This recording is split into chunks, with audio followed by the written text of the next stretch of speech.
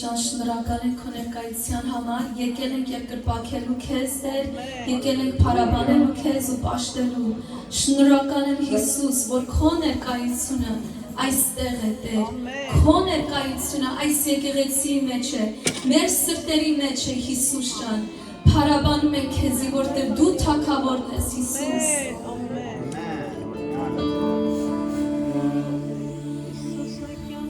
Հալելույա, հալելույա։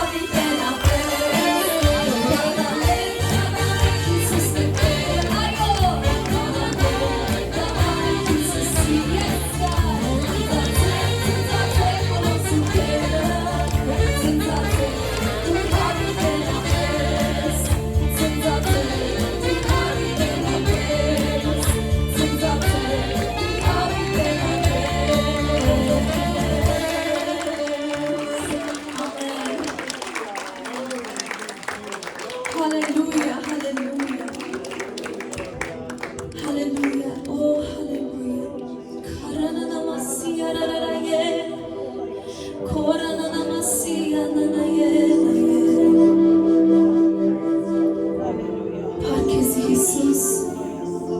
այս քաղցր ներկայության համար, որ այստեղ է Հիսուս ջան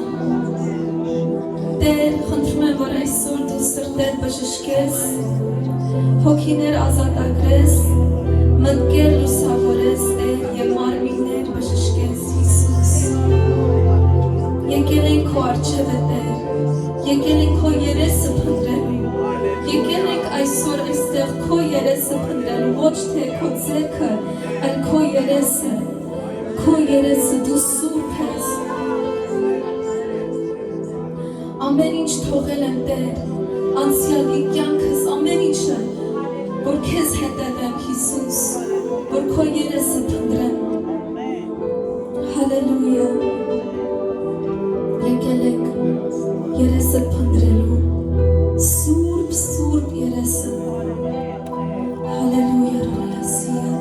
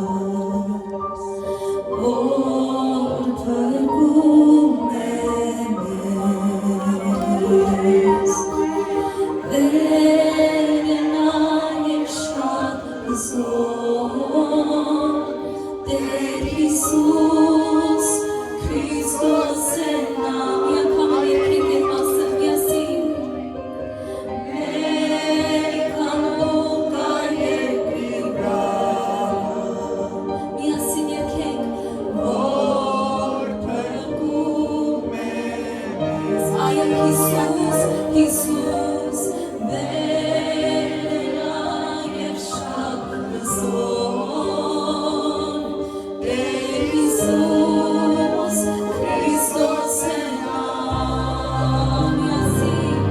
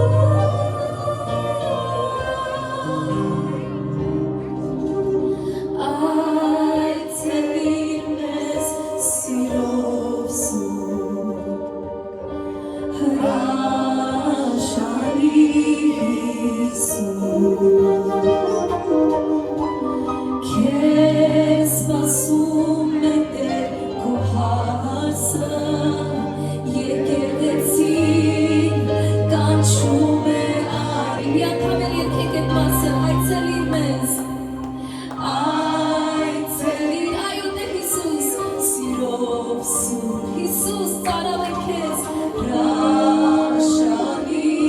Հիսուս, քեզ սպասում է Տեր քո հարսը, եկեղեցին կանչում է արի,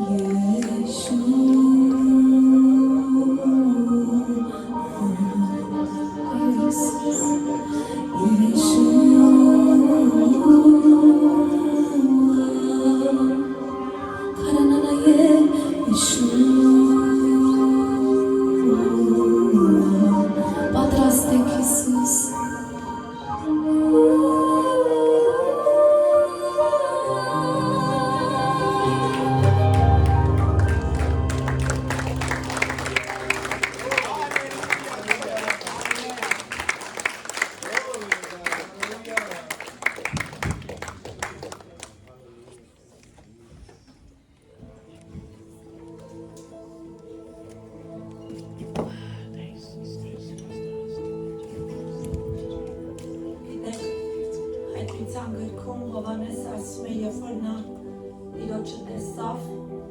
մեղելի նման ընկավ, Տիրոջ ներկայության մեջ։ Հալելույա Տեր։ Այսօր նա մեր մեջ է, եկեք խոնարհենք։ Ամեն։ Եկ նայեք փառավոր Հայր, խոնարհվում ենք քո ներկայության առջև։ Խոնարհվում, պաշտում, մեծարում, երկրպագում ենք քո անունը, որ սուրբ ու կատարյալ է։ Եկել ենք մեկտեղ հավաքվել ասելու սիրում ենք քեզ, պաշտում ենք քեզ, մեծարում ենք քեզ, օգնում ենք այդ քո սուրբ ու թանկ անունը, այո ինչպես քույրս երկում քո անունը, քո երեսն ենք փնտրում Տեր իմ Աստված, աղոթում եւ խնդրում եմ Հիսուս իմ Աստված, դու գիտես յուրաքանչյուրիս իրավիճակը, դու գիտես յուրաքանչյուրիս սրտի վիճակը, դու գիտես յուրաքանչյուրիս մտքի խորհուրդները, ես աղոթում եւ խնդրում եմ Տեր այսօր այցելի յուրաքանչյուրիս, խոսի մեզ հետ, կառուցի քո պարիսպները մեր սրտի մեջ Տեր իմ Աստվածս, դատարկ եկել ենք լցվելու քեզանով, եկել ենք ապրելու քեզանից Տեր իմ Աստված, քո սուրբ խորհուրդները Տեր, ամեն ինչից առավել միայն քո թագավորությունն ենք խնդրում Տեր, ուրիշ ոչինչ, միայն քո թագավորությունը քո ձեռքերիդ մեջ եմ հանձնում մնացած ժամերը, դու փառավորվես Տեր, դու մեծարվես Տեր, եւ մեզ համար լինի շինություն, անուշու քաղցր այս սուրբ խոսքը Տեր, որ այսօր քո ծառայի շրթունքներից կտաս մեզ Տեր, մենք եկել ենք սպասումով Տեր եւ գիտենք առնելու ենք Տեր, շնորհակալ եմ այս եկեղեցուդ համար, շնորհակալ եմ այս ժողովրդիդ համար, շնորհակալ եմ որ Տեր այս եկեղեցին դու կարգեցիր, դու ծնունդ տվեցիր եւ այն բարի գործը որ դու սկսել ես այս եկեղեցով դու էլ ավարտին կտանես զուրեն շինողները եթե դու չես շինող Տեր զուրեն պահպանողները եթե դու չես պահպանող Տեր շնորհակալ եմ որ դու ես Տերը դու ես Թագավորը դու ես Աստվածը եւ դու իսկապես տիրում եւ առաջնորդում ես քո հոտը շնորհակալ եմ Հիսուս իմ Աստված փառավորվես դու իմ Հայր որդի եւ Սուրբ Հոգի Քրիստոս Նազարեթյան ամեն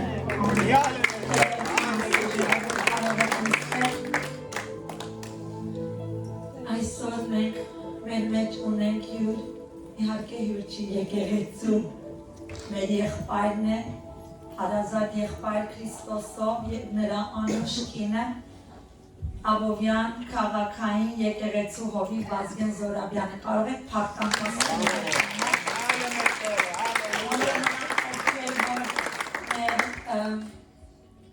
այն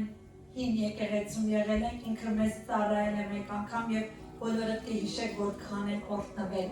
Տերը բացահայտ խոսում էր մեզ հետ եւ օրհնվեցինք եւ առանք եւ ես հավատում եմ այսօր նույնպես Տերը ունի խոսք որ մեզ տալու է մեր հոգևոր շինության համար այո Աստծո ժողովուրդ շատ անգամ գալիս ենք բժշկի մեզ այս տուր այն տուր մեր խնդրանքներով բայց ամեն ինչից առավել եկեք այսօր խնդրենք Աստծո թագավորությունը ամեն Աստծո թագավորությունը որ Աստծո թագավորությունը խնդրենք ամեն բան մնացածը Տերը կտա մեզ այն մեր կարիքները կհոգա Տերը ամեն եկեք ելի մեկ անգամ եւս փառք տանք Աստծուն մեր եղբոր համար եւ Շնորհակալ եմ այս հրաշալի պատվի համար, որ ինձ ընձեռեցիք, իսկապես պատիվ է լինել Տիրոջ տան մեջ։ Այս ժամի շատերը ոմանք նախընտրեցին իրանց տանը լինել, ոմանք նախընտրեցին ուրիշ տներում լինել, բայց Դավիթն ասաց, ես ուրախ եղա, երբ որ ինձ կանչեցին Տիրոջ տուն։ Սա մեծագույն ուրախություն է, Դավիթը որտեղից իրան ասեցին, ասում են ես ուրախ եղա, երբ ինձ ասացին եկ միասին Տիրոջ տունը գնանք, նա թագավորական պալատում էր, հարմարավետության մեջ էր այն ժամանակ AC չկար, բայց նա գլխին կանգնած հով էին անում, նա իր գահի վրա նստած էր, փառքի մեջ էր, գեղեցկության մեջ էր, բայց դա նրա ուրախությունը չէր։ Եվ գուցեև տխուր նստած էր իր պալատում եւ գրում է իր օրագրի մեջ։ Ասում եմ մի օր մեկը եկավ եւ ինձ ասաց՝ «Եկ միասին Տիրոջ տունը գնանք եւ ես ուրախ եղա դրա համար։ Դրա համար ամեն գիրակի մեզ համար ուրախություն է, ցնծություն է եւ փառք ենք տալիս Աստծուն այս մեծ հնարավորության համար։ Գիտեք, ոչ միայն ուրախալի է Տիրոջ տուն գնալ, այլև պատիվ է Տիրոջ տան մեջ ծառայելը։ Մենք ծառայում ենք նրան, մեր Թագավորին, եւ ձեզ ասեմ, որ նա մեզ պարկ չի մնա։ Նա առատաձեռն Աստված է եւ շռայլ Աստված է։ Շնորհակալ եմ ձեր եկեղեցու հովիվներից այս հրաշալի հնարավորության համար, որ ստեղծեցին մեզ համար գալ այստեղ ծառայել։ Շնորհակալ եմ, որ գիտեք, այս ծառայությունը միայն այս կիրակի չի, մեր կապը Քրիստոսի մեջ զորավոր է եւ թեպետ իրարից շատ հեռու ենք տարածքով, որքան հազարավոր մայլեր եւ կիլոմետրեր է մեզ բաժանում, բայց դա մեզ չի բաժանում։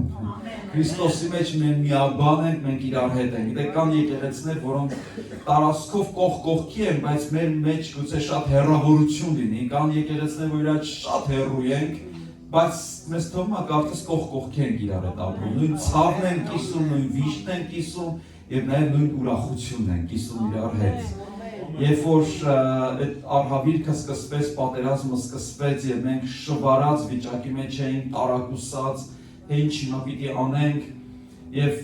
պատերազմից առաջ մենք մի խումբ միսիոներներ Սուրբ Հոգուց մղում ունենալով ուղարկեցի Արցախ։ Մենք ոչինչ չէինք զգում ինչ պիտի կատարվի,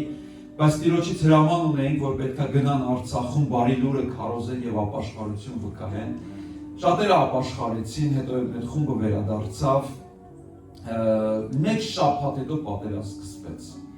Եվ մենք միանգամից մեր վրա զգացինք այդ բեռն ու ծանրությունը, որ այնտեղ հարազատ մարդիկ կան, պետք է իրենց օգնենք։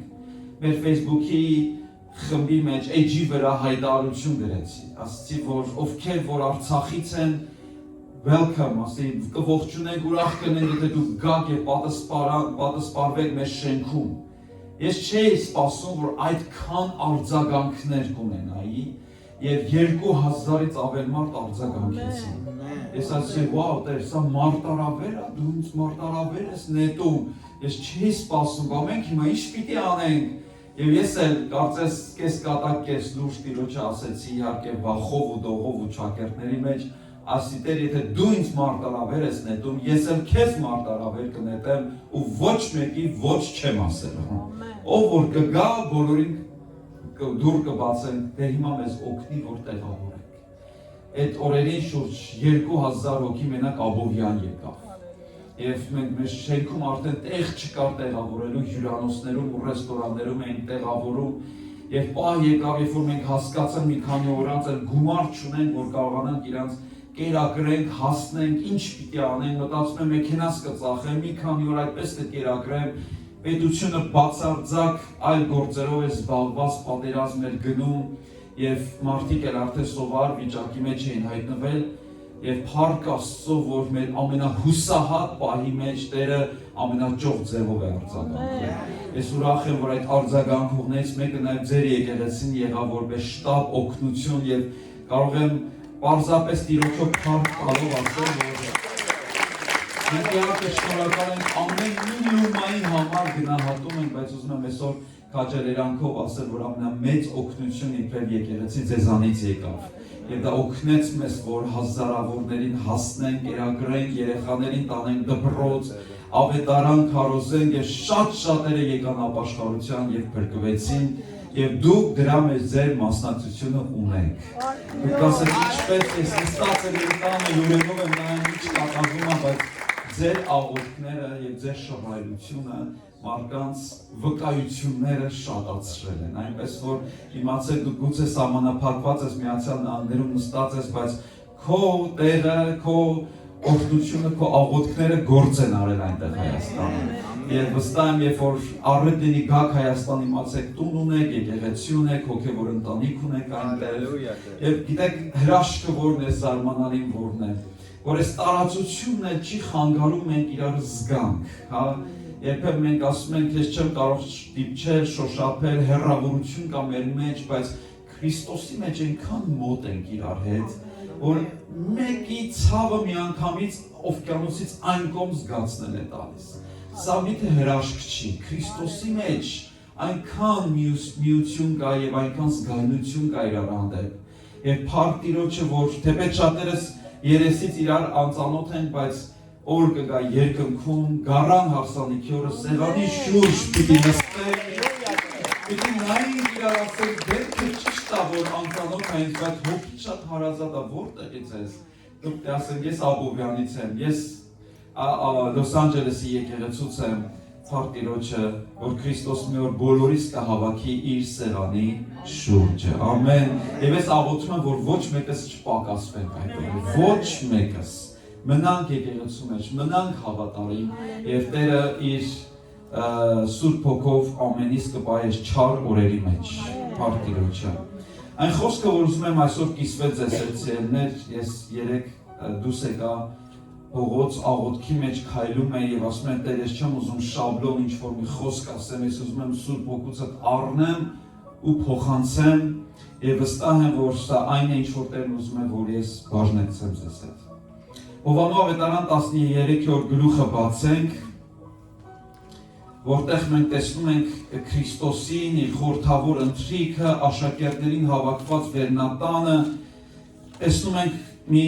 զարմանալի բան արեց Հիսուսը, որ արտասովոր էր աշակերտների համար, դրա անունը մենք դնում ենք ոտնլվա, նա ճշմարիտ հովվի օրինակն էր մեզ համար, նա այդքան ցածրացավ, որ լվաց իր աշակերտների ոտքերը, գիտեք, այն ժամանակ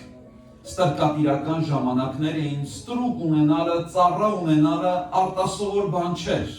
բայց ամեն ծառայի չէին այդ աստիճան ստորացուցիչ գործ տալիս, մեկը խոհարար էր, մեկը ցախ էր կոտրում, մեկը արտում աշխատում էր, բայց ամենաստորադաս ստրուկներին էին տալիս ոտք լվանալու ծառայությունը։ Եվ մեր Տեր Հիսուսը արեց այն, ինչ որ որոշները ու շատերը չէին անի։ Եվ այսօր իսկապես կան նման հովի տեսակներ, որ անում են այնպիսի բաներ, որ ուրիշները չեն անի երբեք, որովհետև այդ օրինակը մենք Հիսուսից ենք վերցրել։ Եվ դա շատ արտասովոր էր, եւ Հովհաննես ավետարան 13:7-ում կարդում ենք, երբ որ Սիմոն Պետրոսի ոտքերը գնաց լվալու Հիսուսը։ Հիշում եք ինչ ասաց Սիմոն Պետրոսը 6-րդ խոսքում 13-ի, ասում է, Տեր, դու ես իմ ոտքերը լվանում, նա շոկի մեջ էր, ես ինչ ես անում դու Տեր, դու իմ ոտքերը չպետք է լվանաս, դա ես պիտի անեմ, քո ոտքերը պիտի լվանամ։ Հիշում եք, մենք Մարիամի օրինակն ունենք, ով իր արցունքներով ինչ արեց, Տիրոջ ոտքերը լվացավ, մազերով ինչ արեց, չորացրեց։ Եվ Հիսուսը նրան գովաց, եւ Պետրոսը դա տեսավ, որ ինչպես էր մի կին լվանում նրա ոտքերը, բայց հիմա Հիսուսն է լվանում իր ոտքերը։ Տեր, դու ես իմ ոտքերը լվանում, այսինքն ուզում էր ասել, այս ինչ ես անում, կարծես մի սխալ բան ես անում, ես չեմ հասկանում, արտասովոր բան ես անում, որ չպիտի անես։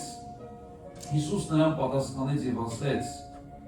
Ինչ որ ես հիմա անում եմ, դու հիմա չես հասկանա, բայց սրանից հետո կհասկանաս։ Այսօրվա պատգամը ես այսպես եմ վերնագրել, հետո կհասկանաս։ Ինչ որ հիմա անում եմ, չես հասկանա, ասեց Հիսուսը, բայց հետո կհասկանաս։ Քույրեր եղբայրներ, ուզում եմ մի բան ասել, մեր չհասկանալը չի խանգարում Տիրոջը գործանել մեր կյանքի մեջ։ Շատ անգամ բաներ ենք ուզում հասկանալ, ուզում են անպայման հասկանանք։ Նկատելով փոքր երեխան ինչքան հարցեր է տալիս։ Ունենք հարցախեղ տանող երեխաներ ձեր տան մեջ։ Մենք ունեցել ենք, հիմա էլ ունենք, բայց նկատում ենք ինչքան մեծանում են հարցերը պակասում են, չէ՞։ Ինչքան փոքր են հարցերը շատ են։ Ու շատ անգամ նույն հարցերը կարող են տալ, շատ անգամ հարցեր, որի պատասխանը դու չունես էլ։ Ասում են երեխան օրվա ընթացքում քանի 100 հատ հարց է տալիս ծնողին։ Եվ Պետրոսն էր հարցնում, ես չեմ հասկանում, ինչի համար է սա անում։ Էլ հասկանամ նոր արա, բայց ուզում եմ ասել, մեր չհասկանալը չի խանգարում Տիրոջ գործունեությունը մեր կյանքի մեջ։ Ինչ լավ է, որ Աստված մեր հասկացողությամբ չի շարժվում, ինչ լավ է, որ չի սպասում հասկանանք նոր ինչ-որ բաներ անի։ Նա անում է ըստ իր հասկացողության։ Պետրոսը չէր հասկանում, թե Տերը ինչու է լվանում իր ոտքերը, բայց միևնույն է Տերը լվանում է եւ անում է այդ գործը։ Քույրեր եղբայրներ, միթե մեծ ողորմություն չի, որ օրհնությունները, որոնք տալիս է մեզ Հիսուսը, կախված չեն մեր հասկանալու կարողությունից։ Շատ անգամ մենք ասում ենք, Տեր, ինչի համար ես դու ինձ օրհնում, ախր ես չեմ հասկանում, ինչի համար ես դու ինձ այսքան սիրում։ Կա այստեղ մեկը, որ մինչև հիմա հասկացել է, թե Տերը ինչի համար է իրան սիրել։ Ես կարծում եմ Աստծո սերը մեր հասկացողությունից ինչա վեր է, դուրս է, շատ անգամ չենք հասկանում, իսկապես չենք հասկանում։ Մեր հասկացողությանը, որ մենք մնա Աստծո սերը, եթե դնենք այդ հասկացողության մեջ, կփչացնենք։ Ես հիշում եմ մի անգամ պատանի էի, եւ այդ օրը շատ ուժեղ դատապարտություն եկավ իմ վրա, մեղքի դատապարտություն, եւ որոշեցի էլ չգնամ եկեղեցի, բայց քանի որ մտածում եմ, որ անշնորհքություն կլինի, գոնե վերջին անգամ գնամ ու էլ չգնամ։ Այստեղ կան մարդիկ ձեր չբարձրացնել, բայց վստահ եմ կլինեն, որ գոնե կյանքի մեջ մի անգամ որոշել եմ վերջին անգամ, այս էլ գնում եմ ու էլ չեմ գնում։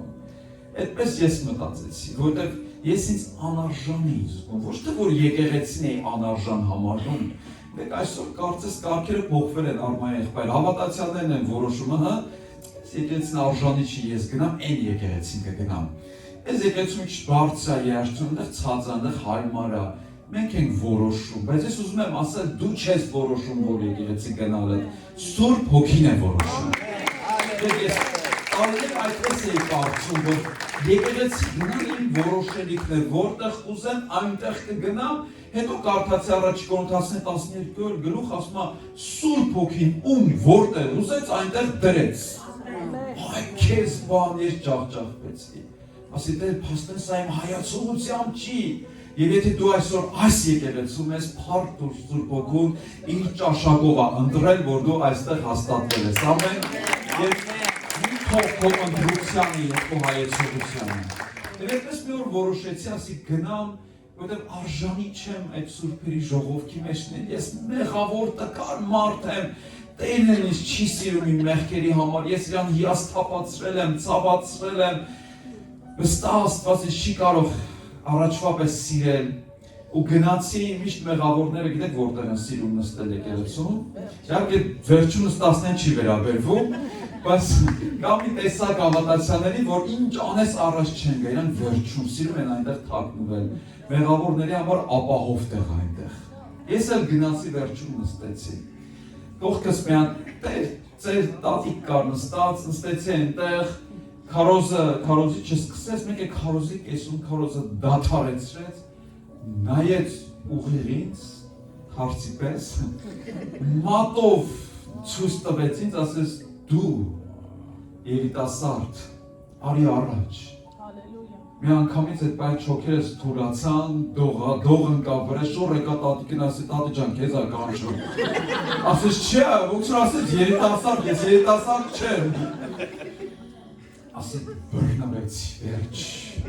Այդ օրն էլ մարգարեական ժողով էր, այդ քարոզը ում վրա ինչ ասում, ճիշտ բաներ էր ասում, խայտարակ կլինեմ, ասեց ինչի եք, ախր ասել չգնամ եկեղեցի, ես Տերը սաղ մեղքերս պատմելու եմ ստեղ, ինչի համար եկա,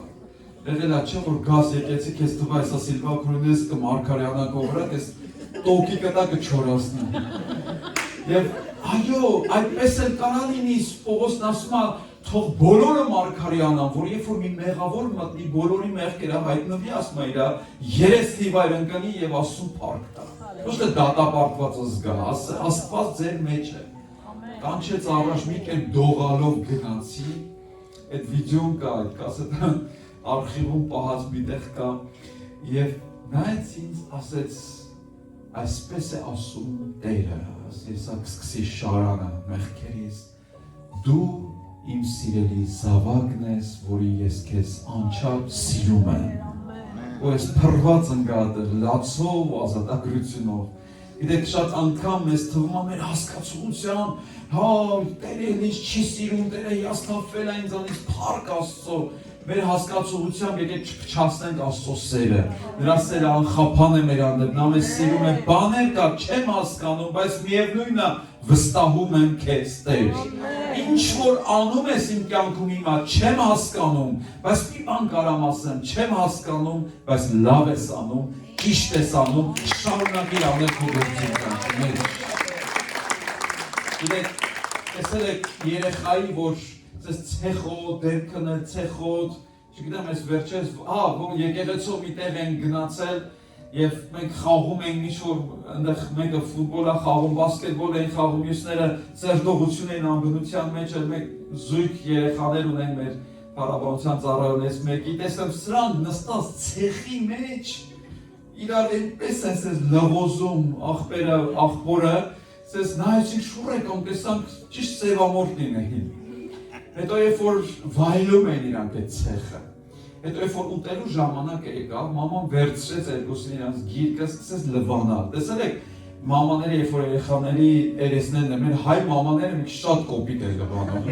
Վերցնում են ու սես շփալով, սենց հավեսով, ջիգյարով։ Տեսել եք երեխու դեմքի այդ ժամանակ։ Ինքը սենց երանության մեջ չի, չէ՞։ Ինչա, լացում է, տհաճ է իր համար, կոպիտ է, բայց ինչ ա լինում արդյունքում, դեմքը փայլում է։ Այդ երեխան այդ բան չի հասկանում, իրա մաման ինչի է այսպես իր հետ վարվում։ Ես հիշում եմ մի անգամ Ալեքսը փոշիների մեջ էր թափալվել, հետո որ հանեցի իրանց, սկսեցի իր շոյրը թափ տալ, թափ էի տալիս, իրան թվաց իրան ծեծում եմ, սկսեց լաս լինել, ասում չէ քեզ չեմ ծեծում, շոյրդ եմ թափ տալիս։ Երբեմն Աստված այդպես է վարվում մեր հանդեպ, չենք հասկանում, մեզ թվում է ջղայնացել է, մեզ թվում է թե մեզ չի սիրում, մեզ ջարդում է ու ցավացնում, չես հասկանում։ Հիսուսն ասեց հետո կհասկանաս։ Բաներ կա, որ հետո կհասկանաս։ Եվ մենք հաճախ ենք մեղադրական հարցեր տալիս, ինչու դա ինձ հետ պատահեց, ում հավին է ինչ արել, շա, չէ՞, ում է մի կտոր ինչ տվել, հաց տվել, որ այսպես եղավ ինձ հետ, մենք սիրում ենք նման խոսքեր մեջ բերել ախր, որ մեղքիս համար, ինչ է ես արել, ինչու դա եղավ, ինչու ինձ գործից հանեցին, ինչու այդ տղան ինձ թողեց, ինչու այդ մարդը ինձ այդպես պատասխանեց։ Ու խնդիրը գիտեք որն է, որ մենք շատ անգամ չգիտենք այդ ինչուների պատասխանը։ Եվ այդ պայն Տերը չի պատասխանում մեզ։ Գիտեք ինչ ասում, Պետրոսն ինչ պատասխանեց։ Պետրոսը ուզում էր աստվածաբանորեն հասկանալ, այս ինչ անում Հիսուսը։ Հիսուս մի հատ բացատրի Սուրբ գրքում որտեղ այդպես բան գրած, որտեղ իր ծառայի ոտքերը լվանա, որտեղ այդպես բան գրած, մի հատ ինձ ցույց տուր։ Շատ անգամ ուզում ենք Աստծուն անընդհատ փաստենք իր խոսքերով, Տեր, այդ ինչ որ դու անում ես, այդտեղ կարծես չեմ գտնում ես, որտեղ է գրած։ Իհարկե Տեր իր խոսքին հակառակ չի գնա, բայց միշտ չի որ այդ բանը մենք հասկանում ենք ամեն Աստված պարտավոր է նստի ու ինչ անի բացատրի մեզ։ Չի բացատրում շատ անգամ, բայց փառք Աստծո անում է։ Չի նայում մեր անհասկացողությանը։ Գուցե մեր ավելին ասեմ ձեզ, բաներ կա գուցե մեր երկրային օրերի ընթացքում մինչև վերջը չհասկանանք ինչու այդպես եղավ։ Բաներ կա որ չհասկանանք ու պատասխանը չստանանք, բայց հավատում եմ, երբ որ գնանք երկինք, շատ հարցերի պատասխան պիտի ստանանք, շատ մեղադրանքների համար պիտի ամաչենք, որ Աստծուն մեղադրել ենք։ Այս տարիներ առաջ էր մեր եկեղեցում մի քույր կար, որ մի մինուճար որդի ուներ, հասակի մեջ ամուսնացած երեխաներ ուներ, ապրում էր դրսում, հետո մեկ օրվա մեջ լուր եկավ, որ մահացավ, լրիվ առողջ էր։ Եվ երբ որ դիակը բերեցին դագաղի մեջ, գլխի վրա ողբում էին ծնողները, ասում են ինչի համար, իմ տղան ինքը արդար կյանքով, ինքը սուրբ կյանքով էր ապրում, ինչի համար Աստված, նայում էին ինձ, ասում են ինչի համար Աստված թույլ տվեց։ Գիտեք, շաբաթներ անց հետո իմանում ենք իր շակերտար քաջագործությունները ինչեր արել այնտեղ։ Եվ արդյունք եղավ այն, որ իր արածների պատճառով ծնողները չգիտեն տուն էլ կորցրեցին, ամեն ինչ կորցրեցին։ Շատ անգամ մեր աչքի մարդիկ արդար, մաքուր ազնիվ են թվում, հասկանում եք ինչի համար ասես լինում, բայց պետք չի խորանանք, պետք է ուղղակի մի բան ասենք, Տեր, ես չեմ հասկանում, ես տգետ եմ, բայց դու ամենագետ ես Տեր։ Սա է իմ մխիթարությունը, ես չեմ հասկանում, բայց մխիթարվում եմ այն մտքով, որ Զադո իմ Աստված հասկանում է ինչ անում, ամեն, մեր Աստված անհասկացողությունով ոչինչ չի անի երբեք, մեր Աստված պատահական բաներ չի անի, որ ասի, վայ կներես, անցա չտեսակ ես տարօրեցի, վայ վերկաց, ոնց քեզ չնկատեցի, Աստված երբեք նման բաներ չի անա, գիտակցաբար անում եւ իմ Աստված ամենագետ Աստված։ Մարդիկ կան գուցե կգան ասեն, բա դե ասա, բա դու չգիտես ինչի այդպես եղավ, դա քեզ ավելի կցավացնի, բայց քեզ մխիթարի ես խոսքերով, ես չգիտեմ, իմ Աստված գիտի ինչի այդպես եղավ, Տերը գիտի։ Մի դիպված եղավ մեր եկեղեցու երիտասարդ աղջիկներից մեկի հետ եղավ այդ դեպքը, ամբողջ օրը Սուրբ Հոգին ինձ անհանգստացնում էր իր համար, ամբողջ օրը։ Եվ ես մտածում եմ դեպ իմ մտքերով եմ ընկել, չգիտեմ ինչի մտքիս եկել ինքը, կպչուն մտքեր էր գալիս։ Գիշերը արդեն գնացին եկեղեցի, պետք է մնանք ընտանիքով պատրաստում ենք ծառայության, եկել զգում եմ էլ խեղդվում եմ Սուրբ Հոգին այնպես այնց տագնապացնում։ Եվ զանգեցի իրան, ասի որտեղ ես եւ ում հետ ես։ Մի անգամից չորացավ, սկսեց կարկամել, ասի հենց հիմա վերկաց օրը եկեղեցի։ Ես չէի պատկերացնում ինքը խոստովանեց, որ այդ պահին ինչ-որ մի հատ տղայի մեքենայի մեջ էր, անհավատ, անաստված, ու որ շրե փախներ իր հետ։ Եկավ եկեղեցի, ապաշխարեց, լացով, հետո ասում էր, բայց Վազգեն եղբայր ինչի համար, ինչի ինքը ինձ այդքան շատ սիրում, այնչի Աստված այդքան դառը վերաբերվում իմ հանդեպ, մենք իրար սիրում ենք, ինքը հասկացավ, որ բռնվել է, եւ ես ոչինչ չգիտեի, ոչինչ։ Ինքը հասկացավ, որ Տերն էր հայտնել եւ ստիպված հնազանդվեց, ստիպված, պարտավորված, մեջը զգացմունքները եռում է, նոր սիրահարված։ Ես ասում եմ, ես չգիտեմ, բայց մի բան գիտեմ, որ դու չպետք է անհավատ այդ ճանապարհ գնաս։ Դա ու գրված է, բայց գուցե ինքը կապաշխարին ինձ ասել է, որ կգամ եկեղեցի, ես քեզ կթողեմ, որ գնաս, ինչի Աստված այսքան դառը վարվեց իմ հանդեպ։ 2 ժամ հետո այդ տղան թմրանյութերի ազդեցության տակ մի մեծ խմբով հարձակվում է եկեղեցու վրա եւ ուզում է ինձ վնաս տա, պատկերացեք, եկավ եւ ասում է դու հələ այդ աղջիկա թևերն է բացում, ասում է հələ բաց արա թևերը, տեսնեմ սրանք ինչ թմրանյութ են քեզ տվել, ինքը նարկոման է, մտածում է մենք էլ ենք այդպես վարվում ուրիշների հետ, որ քո կամքի վրա սենց ազդեցին, որ քեզ սենց փոխեցին, ինչ են արել սրանք։ Սեղանի վրա դանակն է դրած, ասի եղբայր ուզում ես դանակը վերցրա, մտցրա կոկորդս, ես քեզ բարձր պիտի ասեմ մեղք եք գործում երկուսդ էլ, Աստծո դեմ եք դուրս գալիս։ Ձեռքը բարձրացեց, որ խփի չորացավ օդի մեջ, այսպես մկանները բռնվեցին ու չկարողացավ ինձ հարվածի, գանեն իշի, եկ ես ուրախ եմ, որ իմ կինը այստեղ այնց այդ պատգամների ժամանակ, ասում եմ մի անգամ իմ քարոզիչ բեմ բարձրացավ, սկսեց իրան գովալ, եւ ասեց ինչ լավ ամուսին եմ ես, ինչ լավ հայր եմ ես, իմ կինին շատ է սիրում, մոռացել է, որ կինը դահլիճում նստած է։ Հետո կինը ձեռով անում, ասում է Աշոտ, ես ստեղ եմ։ Մի անգամ ես մոռանում եմ ինչ պիտի քարոզի։ Եվ ընտանիքով եկեղեցու շենքում էին, շուռ եք այդ աղջկան ասի հիմա տեսար ինչի համար, էլի չէր համոզվում։ Անցավ որ ժամանակ, հետո իմացանք ինքը ամուսնացած է եղել, երեխաներ ա ունեցել, ուրիշ դուրս է հանել տնից։ Հետո այս պատերազմի ժամանակ վեր կացավ, գնաց տաք գլխով, ռումբ ընկավ, դերտեղ չասած մահացավ։ Հիմա այդ աղջիկան, որ արդեն ամուսնացել է, նայում եմ ասում եմ հասկացա ինչի համար։ Շատ անգամ Տերը բաներ է անում, բորբոքվում ենք ու երեխայի պես խռովում ենք իրանից, ճիշտ այնպես ինչպես ծնողն է քաղցր կանֆետները երեխայի ձեռքից առնում, որ ատամները չփչանան, բայց հետո որ մեծանում ենք նոր ենք հասկանում, ասում ենք պետք է, ճիշտ եմ վարվել իմ հանդեպ, հետո կհասկանաս, հիմա չես հասկանում հետո, հիմա ինչ ասում Հիսուսն այստեղ, առաջին բանը որ ասում է այն ինչ ես հիմա անում եմ, իր պատգամի առաջի կետը սա է եւ իմ պատգամի կետը սա է, Քույրեր եղբայրներ, Տերը հիմա գործ է անում մեր կյանքի մեջ։ Նա երբեք պարապ չի մնում քո կյանքում, նա արձակուրդ չի գնում, թոշակի չի գնում, քեզանից չի հոգնել, նա հիմա էլ գործ է անում քո կյանքում։ Գուցե դու ինքդ քեզանից հոգնել ես, ձանձրացել ես, հիասթափվել ես, Տերը չի հոգնում քեզանից։ Դեք շատ անգամ, երբ որ ես իմ հովվական ծառայության մեջ հիասթափվում եմ մարդկանցից եւ շատ ալինում հատկապես այս վերջերս հոգնում եմ ու կոտրվում եմ ու հիասթափվում եմ, գիտեք ոնց եմ ինքս ինձ մխիթարում, հովները որ իրանց մխիթարը չսովորեն կործանարը կլինի, որովհետեւ շատ քաջալերանքի կարիք ունեն հովիվները, գիտեք, բայց երբ որ պակաս ալինում ենք, պիտի մենք սովորենք մեզ քաջալերից ինվակուրջա։ Դավիթ հետ տեսակներ, ինչ էր անում, իր հետ անդադ խոսում էր։ Դավար ձեր հովները, որ տեսնեք sense քայլելուց իրանց հետ խոսալուց, չասեք դժվելա մեր հովը։ Դուք չեք քաջալերում, իրանք են իրանց քաջալերում։ Դեք ոնց եմ ինձ քաջալերում։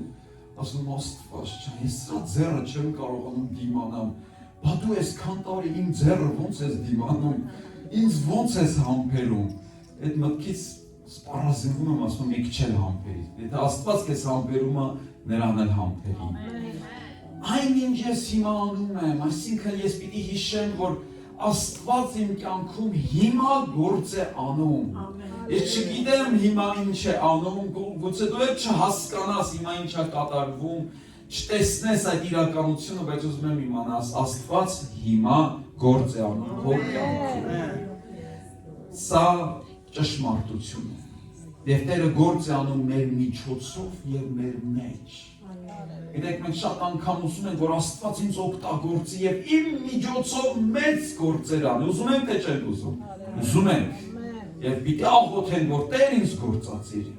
իմ միջոցով գործիր։ Բայց գիտեք, ավելի բարձր աղոթք կա դրանից։ Գիտեք որն է։ Տեր, նախքան իմ միջոցով գործելը իմ մեջ գործիր։ Իմ մեջ գործիր, որովհետև եթե Տերը քո մեջ չգործի, բայց քեզ գործածի դու կփչանաս։ Դու որակ չես ունենա, որ Աստված քեզ երկար օգտագործի։ Դրա համար Տեր ինձ փոխիր, իմ մեջ գործիր, հետո իմ միջոցով գործիր Աստված։ Մի շտապիր միանգամից առանց Տիրոջ գործելու, թույլ տաս, որ Տերը քեզ գործածի։ Սկզբից Տերը քո մեջ գործի, հետո քո միջոցով գործի։ Ինչ ես անում Հիսուս, Պետրոսն ասեց, չէ, դու չպետք է այս բանն անես։ Նկատել եք երկու անգամ Հիսուսի նման բան ասեցին, մեկը Պետրոսն ասեց, մեկը Հովհաննեսն ասեց։ Այդ ասում է դու պիտի ինձ մկրտես, ոչ թե ես քեզ։ Կարծես Հիսուսը մի սխալ բան աներ, իրանք ուզենան շտկեին, բայց ուզում եմ այսօր ասել, Տերը երբեք չի սխալվում։ Չի սխալվել, որ քեզ ընտրել է, չի սխալվել, որ քեզ Սուրբ Հոգով մկրտել է, չի սխալվել, որ քեզ այս եկեղեցու մեջ բերել ու հաստատել է։ Տիրոջ գործերը անսխալական են։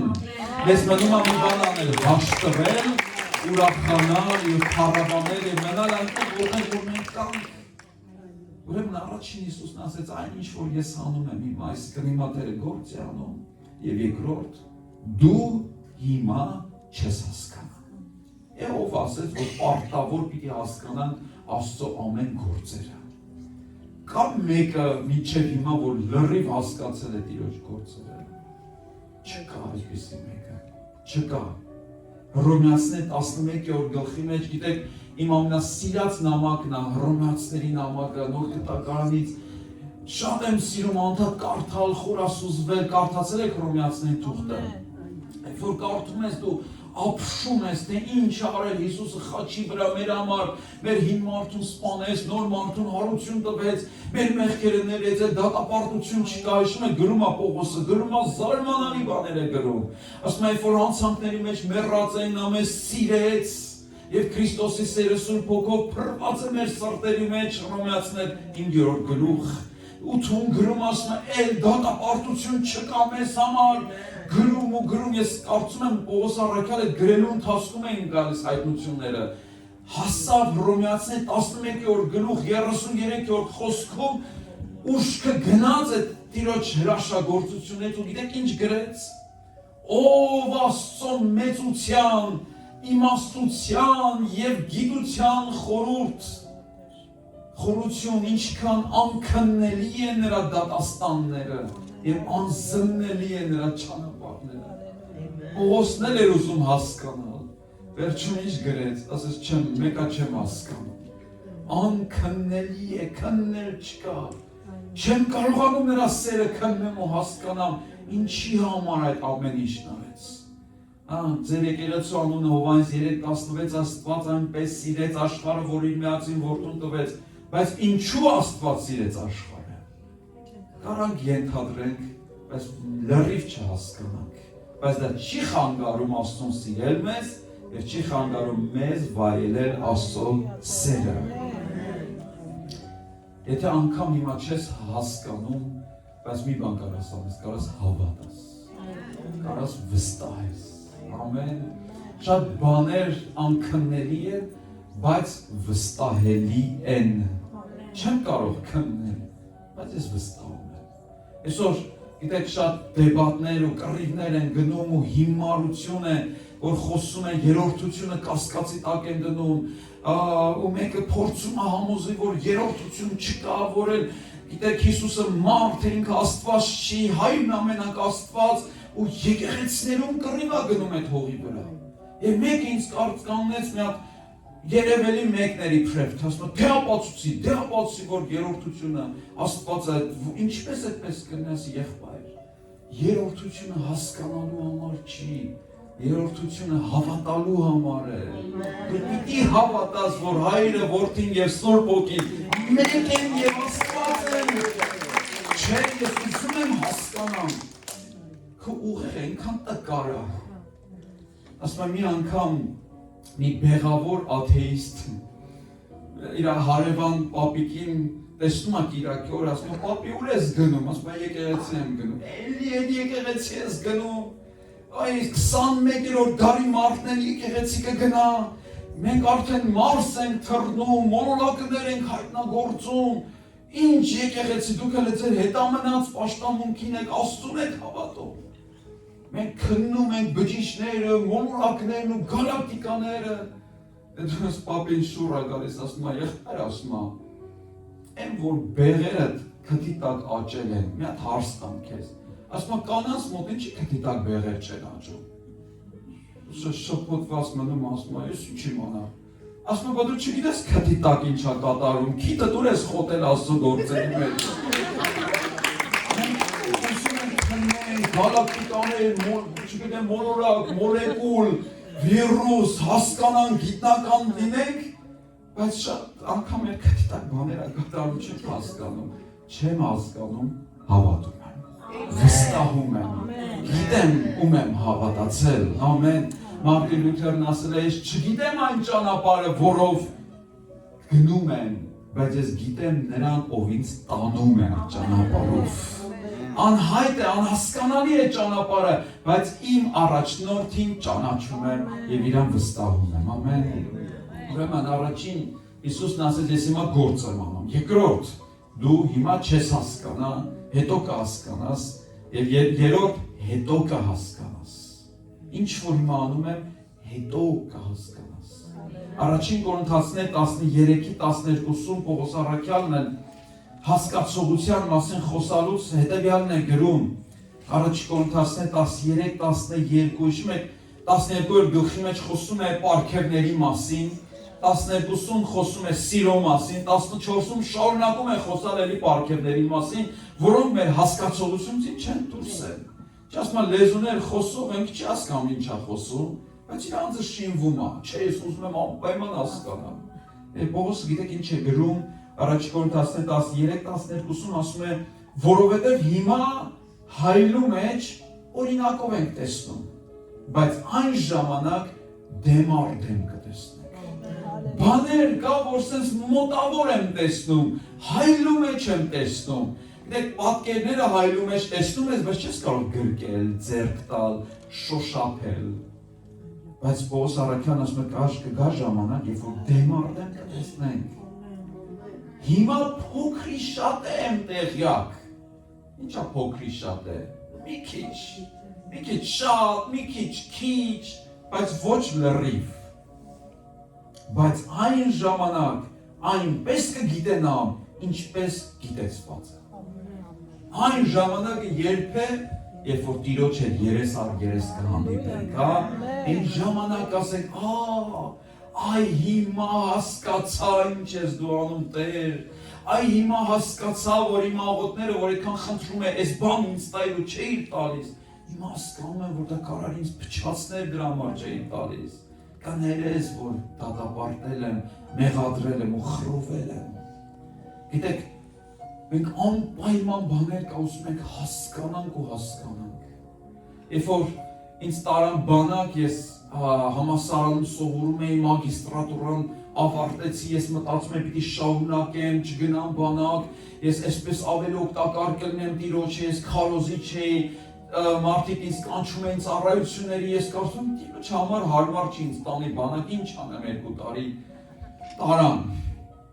2 տարի եւ գիտեք, էլի մտածում եմ, ասում եմ դե ոչինչ, հիմա Հայաստան ուր էլ տանեմ, ամենտեղ ինձ գիտեն, միտեղ կծառայեմ, օգտակար կլինեմ։ Դեք ուր տարան այնպիսի մի տեղ, որտեղ 50 կիլոմետր շարավիղով ոչ թե բնակավայր, գյուղ էլ չկար, շունչ էլ չկար, սարերի մեջ, կորած մի տեղ։ Եվ ես ընկա դեպրեսիայի մեջ։ Եվ աղաղակում եմ, ասում եմ, ինչի համար, Աստված, ախր դու չես հասկանում միթե, կարծես մենք Աստծուն խելք ենք ուզում թելադրենք։ Դու ինպես օգտակար անոթի վերցրեցիր 2 տարով պարապորտի մատնեցիր, որ ինչ օգուտ ունես դրանից, ինչի ես ինձ զրկել քեզ ծառայելուց, եւ հիմա բանակում պիտի ես ծառայեմ, այս անհավատների մեջ պիտի ինչ անեմ ես Տեր։ Բայց գիտեք 8 ամիս հետո ես մի բան հասկացա։ Այդ բանը չէի հասկանում։ Բայց երբ որ մարդիկ սկսեցին ապաշխարել, երբ որ ինձ մի անգամ ծնողս հեռուստացություն միացեց բոլոր ալիքներով ինձ էին ցույց տալիս։ Երբ որ ինձ հետո տուն նվիրեցին, ազատեցին պարտականություններից, մեծ գրադարան հիմնեցի, ես սկսեցի Դերեկ Պրինսի գրքերը թարգմանել։ Սուրբ Հոգին ինձ ասեց, ես քեզ 2 տարով մեկուսացրել եմ ամեն ինչից, որ նստես իմ ծառայի գործերը թարգմանես։ Այդ ժամանակ իմ պապան մի ժամանակ այս գեներալին ասեց, ինձ տարան այդ զորամասից ավելի լավ զորամաս, գեներալի տունը տարան, ես ինձ շատ արտոնված էի զգում, բայց հետո մի քանի օր անց այդ նույն գեներալը ինձ պարզապես վռնդեց իր արտանից հետ ուղարկեց եւ նորից խռովել էի։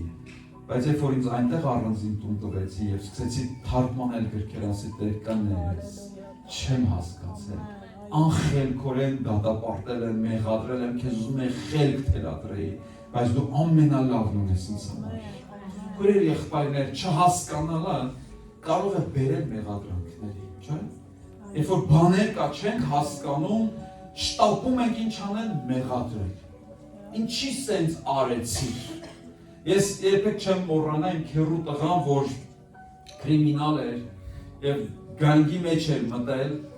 եւ ամեն հայտնի մեղքերը գործել էր, բայց մենք փոքր տարիքից եկեղեցի էինք գնում, հետո հետ կանգնեց հավատքից։ Վերջը աղոթում ենք իր ապաշխարության համար, չէր ապաշխարում, ինչ անում ենք, չէր գալիս եկեղեցի, սարսափելի շրջապատի մեջ էր, որոշել էր ուզում էր օրենքով գողել դառնալ, գիտեք, Հայաստանն այն երկիրն է, որտեղ կարող ես անօրեն գող լինես ու օրենքով գող լինես, բայց դա էլ անօրեն բան է իհարկե։ Եվ մի օր իր ընկերոջ հետ, երբ որ ինքը մեքենայի մեջ էր, եւ անառակների հետ մեքենայի մեջ, մեքենա մեծ արագությամբ մխրճում է թրակի մեջ, ջարդ ու խորթ է լինում, ընկերը մահանում է, ինքն ընկնում է կոմայի մեջ, եւ շաբաթներ հետո դուրս է գալիս, վերականգնվում է, փառք Աստծո, ապաշխարում է, ուրախանում ենք, բերում եմ եկեղեցի, հետո միասին ճամբար ենք գնում, բայց աշկս միշտ վրան է, որ էսի հանգար չփախտի։ Օգոստոսի 10-ն էր ծնունդիս օրը, ասեց ի՞նչ նվեր անեմ քեզ, ասի ամենալավ նվերն են կլինի, որ հիմա կանգնես ու բոլորին վկայես ոնց ես ապաշխարել, ասեց օքեյ, խնդիր չի, իրիկունը կգամ կպատմեմ, եւ ասեցի քո վերջին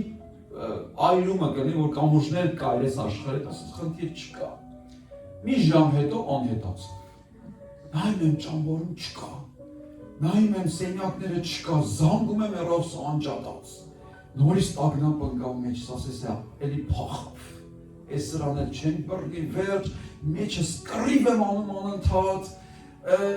չգիտեմ էլ ինչ խոսքեր ասեմ իրան, զանգում եմ նորից անհասանելի է, մի 10 անգամ փորձելուց հետո պատասխանեց։ Ու էլ որ ալո ասեց, ես չսպասի իր արդարացմանը, ինչ ասեց չասեց։ Ասա այդպես դու ուրացող ես, դավաճան ես, հազիվ աշխարհից եկել ես, նորից գնացի լվացված խոզը ցեխի մեջ ընկավ, ինչ ասես խեղճ ինչ ասեցի, ասես Վազգեն եղբայր, ինձ էլ ես հորքույի տղան եմ ինձ եղբայրը ասում, ասում Վազգեն եղբայրը, ամփերի էլի, սպասի էլի, մի շտապի, ասի չէ, ես հիասթափվել եմ քեզանից, մի ժամ հետո եկավ, տորթը ձեռքը, ես խեղճը գնացել էր Սևան քաղաքը տորթ առնելու իմ համար, ինձ է թվացել է թե փախել է Աստծուց, ասում բան չի ես քանուշ եք, ասում տորթ չկա, նոր էին թխում, Եկե ժամանակ ես ինչ ասում, ասում, վայ, կներես, ինչ ասես չեմ ասել քեզ, փաստորեն չեմ հասկացել, մեր չհասկանալը, գիտեք ինչի ապերում մեղադրանքների, դատապարտության, ու շատ անգամ սկսում ենք Աստծուն են մեղադրել, բայց Աստված ինչ ամ տորթ է սարքում քո համար, մի քիչ ուշանում է ոչինչ մեծ տորթ է, մեծ օրհնություն է, սպասի Տիրոջը, մի մեղադրի, անհնազանդություն մի արա, մի փախի, համբերի երկայնամիտ եղի։ Ես շատ անգամ ասա, եթե չեմ հասկանում, բայց ինչ դաս եմ սովորում այս վիճակից։ Դեք առաջ երբ որ մեկ ինձ վիրավորում էր, ես էլ բնականաբար վիրավորվում էի։ Բայց հիմա գիտեք ինչ ձև եմ ինձ խրատում, ասում մի շտապի վիրավորվել է, շտապի ես հարցը տալ, Աստված, այդ որ դու թույլ տվեցիր, որ ինքը ինձ կոտրի ու վիրավորի, թույլ տվեցիր, չէ՞, այո, ուրեմն ինչ էիր ուզում ինձ սովորացնել դրանով։ Այն որ այն մեկ ինձ խիստ խոսք ասեց, ես էլ չեմ շտապում վիրավորվում, ես հարց եմ տալիս, ինչ ես ուզում դրանով ինձ հասկացնես Աստված, գուցե ինձ խոնարհության դաս ես տալիս, գուցե ինձ ներել ես սովորեցնում, այդ մենք կարող ենք տարբեր հայացքով նայել և տարբեր բաներ տեսնել, Քրիստոսի հայացքով նայենք իրավիճակներին, և խոնարհություն սովորենք, դասեր սովորենք ամենամեծ անհասկացություններից է։ Ինչպես կարող եմ այդ իրավիճակը փոխել իմ բնավորությունը փոխելու համար, գուցե ուզում ես բնավորությունս փոխվի, գուցե ուզում ես, որ համբերատար ավելի լինեմ, կամ ինձ հնազանդություն ես սովորեցնում։ Դեք լավ է, հեշտ է հնազանդվել մի բանի, որը շատ է սիրում, շատ հեշտ, բայց երբ որ հովը քեզ գալիս է մի հատ խրատ է տալիս և ասում մի արա այդ բանը, չէ դե բացատրի ինչի չանեմ, մի արա, գիտեք շատ անգամ հովներն էլ չեն հասկանում ինչ են ասում, բայց Աստված է իրանց միջոցով խոսում ձեզ հետ, չէ, ուզում եմ հասկանամ, ախ հետո կհասկանաս, ես էլ չեմ հասկանում ինչ եմ քեզ սենց ասում, հետո կհասկանաս, և միշտ ապիր, գիտեք, Մարիամին, երբ որ հրեշտակը եկավ, հիշում եք ինչ ասեց, ողջույն քեզ, ով շնորհընկալ, հետո ասեց ինչ ասեց, պատկերացրեք տենց հրեշտակ, մի հատ չամուսնացած երիտասարդ քրոջ այստեղ հայտնվեր, շոկի մեջ կլիներ, չէ, նույնն էլ Մարիամն էր, թեպետ հիմա նման բանի համար ոչինչ չի սպառնում, բայց հրեական միջավայրում մահ էր սպառնում, և ասեց դու կհղիանաս, բայց ինչպես որ ես մարդ չգիտեմ, ամուսին չունեմ, ես չեմ կարող հասկանալ, դա ինչպես պիտի հղիանամ, հետո կհասկանաս Մարիամ, դեք Մարիամն ինչ ասես, չեմ հասկանում, բայց ես Տիրոջ աղախինն եմ, թող ինձ լինի քո խոսքի պես, թողանք այսօր մենք էլ ասել, Տեր քո խոսքը մինչև վերջ չեմ հասկանում, բայց թող ինձ լինի քո խոսքի պես, ոչ թե մարդու խոսքի պես, այլ քո խոսքի պես որ ինձ լինի Տեր, ես կարիք ունեմ, որ քո խոսքի պես լինի ինձ Տեր, շատ անգամ ուզում են մարդու խոստումների պես լինի, որտեղ դա հասկանալի է, բայց կործանարար, որտեղ մարդու խոսքով լինի, մարդու ծառան կլինենք, Աստծո խոսքով լինի, մեզ Աստծո ծառան կլինենք, ես ուզում եմ Աստծո ծառան լինեմ, և երբ մի լավ բան է լինում, գիտեք, երբ որ մի լավ բան է լինում մեր կյանքում, շատ անգամ չենք ասում, Աստված ինչի եղավ այս լավ բանը իմ կյանքում, ինչի եղավ, ինչ եմ արել, որ այս լավ բանն եղավ, ես ինչ լավ է, որ այս լավ բան է լինում, այո, ես դրան արժանի եմ, որ լավ բան է լինում, չենք ասում, բայց երբ որ մի վատ բան է լինում, ասում ենք ինչի եղավ այս վատ բանը ինձ, ինչի համար։ Գիտեք, այս պատերազմի օրերին ամենաշատ տրվող հարցը, որ գոնե 4000 մամա Հայաստանում անպատասխան ամեն օր այս հարցն է լացում ու լացում։ Ինչի հենց ես, ինչի համար ինձ հետ դա պիտի լիներ։ Հազարավոր արցախցիներ ողբում են, ինչի մեզ հետ դա պիտի լիներ։ Մենք պատերազմի ժամանակ շատ տեսանք ընտանիքներ, որ հայրերը գիշերվա կեսին բերում էին ընտանիքները, թողում ու գնում էին պատերազմի։ Երբեք չեմ մոռանա, մի ընտանիք կար, որ իրանց ասել էին պիտի գաք Երևան Աբովյան փողոց, Երևան քաղաք Աբովյան փողոց։ Այս խեղճերը գիշերվա առավոտվա 2-ին 3-ին այնքան շփոթված էին, որ իրանք եկան ոչ թե Երևանի Աբովյան փողոց, այլ եկան Աբովյան քաղաք։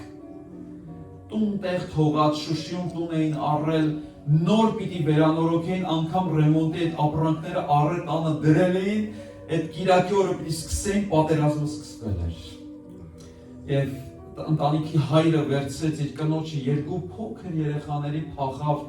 բերեց Հայաստան, Երևան փողոցի տեղը, Աբովյան փողոցի տեղը, Աբովյան քաղաք եկավ առանց հասկանալու, կորել էր։ Եվ մութ քաղաքի մեջ թափառում էր, որ ուր գնա էլ, ոնց գնա, ասում մեկ էլ տեսանք, որ մի հատ շենք կա, իրա վրա լույս էր վառված։ Հետո մոտեցանք, տեսանք այդ լույսը խաչ է։ Դա մեր եկեղեցու շենքն է, որի միշտ պատվիրում եմ հերթապանին, ասում եմ շենքի խաչի լույսը միշտ վառ։ Ասում եմ, որ տեսանք լույսի վրա եկան, տեսանք խաչ էր։ Հետո կինը, որ տեսնում է խաչ, ասում է, ստեղ կանգնի, սա իմ աղոթքի պատասխանն է։ Ես աղոթել էի, որ Աստված ինձ ճիշտ տեղը տանի։ Ես այդ ժամանակ եկեղեցում հերթապահություն էի անում, քանի որ պատերազմը սկսվել էր, հետո բարձրացամ վերև, ամուսինը բերեց կնոջը նայեց ինձ, ասեց, կարամ քեզ իմ ընտանիքին վստահեմ։ Ինձ չէր տեսել երբեք, չէր լսել իմ մասին։ Ասի եղբայր, դու Աստծո տան մեջ ես, Աստծուն կարող ես վստահել, դու ճիշտ ապահով վայր ես եկել։ Ու թողեց ու գնաց, ասում եմ, ուր ես գնում, մնա, համնստացի, չասում եմ, պատերազմա, պիտի գնամ տունս պահեմ։ Գնաց, լուրջ ունեն երկար ժամանակ, եւ այն օրը, որ Շուշին ընկավ եւ գրավեցին Շուշին, մենք մեզ շատ մեղավոր էինք զգում, որովհետև Արմինեն իր կինը եկեղեցում էր մնում, ամեն օր հույս էինք տալիս, որ լավ կլինի։ Հիշում եք, բոլորս ինչ էինք ասում, հաղթելու ենք, չէ՞։ Բոլորս ասում ենք, դա ոչ թե մարգարի անում ենք, այլ սրտանց ուզում ենք, որ հաղթենք, ոչ ենք հրճակի, որ պարտվելու ենք։ Բոլորին հույս էինք տալիս ու պարտվեցինք։ Այդ օրը, որ Շուշին ընկավ, այնքան մեղավոր է ես ինձ զգում, ասում եմ, ես չեմ կարող գնամ Արմինեն, ինչ ձև նայեմ, ինչ ձև իր աչքերի մեջ պիտի նայեմ, Աստված ամոթով մնացի ես։ Ինք շատ լուռ է, շատ լռակյաց մեկն էր։ Հետո ավելի մեր ցավը խորացավ, որ լուրերով ցույց տվեցին, որ Արմինեի տունը, քանի որ եկեղեցու կողքն էր, սարքել էին շտաբ, իրանց շտաբն էին սարքել թուրքերը, որտեղ մտածում են հայերը եկեղեցուն չեն խփի, դրա համար այս եկեղեցու կողքի տունը, որը Արմինեի տունն էր, իրանց շտաբն էին սարքել։ Աստված իմ այս աղջիկել ոնց կհավատա քեզ այսքանից հետո, այս ինչ ծանր կորուստ, ամուսնուց է լուրջ չկար օրեր շարունակ, այդ օրը պիտի մկրտեինք արցախցիներին, լուր եկավ մկրտության, մտավ ջրի մեջ, ու տեղ լրությունը խախտեց, ասեց Վազգեն եղբայր, կարելի է մի բան ասել, ասի իմ մի հատ ինչ-որ դառը բան գուցե ասի, ասեց ինչ մենք եկել ենք այստեղ անընդհատ մի հարց է ինձ տանջում, ինչի համար սա եղավ, մեր որ մեղքի համար, խաղաղ ապրում ենք մեզ համար, ինչի Աստված թույլ տվեց, ինչի համար, բայց ասում եմ այսօր ուզում եմ այս մկրտության ջրերի մեջ, երբ որ Տիրոջը ուխտեմ ան մի բան ասեմ, Շուշիում կորցրեցի իմ տունը, Աբովյանում գտա Հիսուսին։ Գիտեք ինչ ասեց արժեր կորցնել որոշ բաներ Հիսուսին գտնելու համար։ Եվ ասեց թեպետ հիմա մուսուլմանները իմ տունը գրավել են, բայց Հիսուս իմ սիրտն է գրավել։ Հիմա Արմինեն էլ չի ասում ինչու համար եղավ, որտեղ նա գտավ իր ինչու պատասխանը Հիսուսի մեջ։ Ինքը իր ընտանիքով Ստեփանակերտում ապրում, երեք զանգեցին եղբայր Ղուկասի հետ էինք իրան պատմեցած, ուզում եմ իրան տեսնեմ հենց հիմա, ովքեր Ղուկաս եղբորը ճանաչում են, ինքը հենց հիմա իմ արդ է։ Ասա շատ լավ զանգեց նայում Արմինեն, ասում Արմինե, Տերը ինձ ասել է, որ դու ճիշտ է Շուշիում տուն ես կորցրել, բայց Տերը քեզ նոր տուն է տալու։ Մենք տեսնեմ աչքերը լցրեց։ Այդ գրեց, ասում Ազգային եղբայրը, ասում ես 3 օր խռով վիճակ էր մոտս աշխատանքը կորցնելու վրա էի, մտ ասում ինչի Աստված նման բան թույլ տալիս, ասում մեկ էլ այդ զանգ եկավ։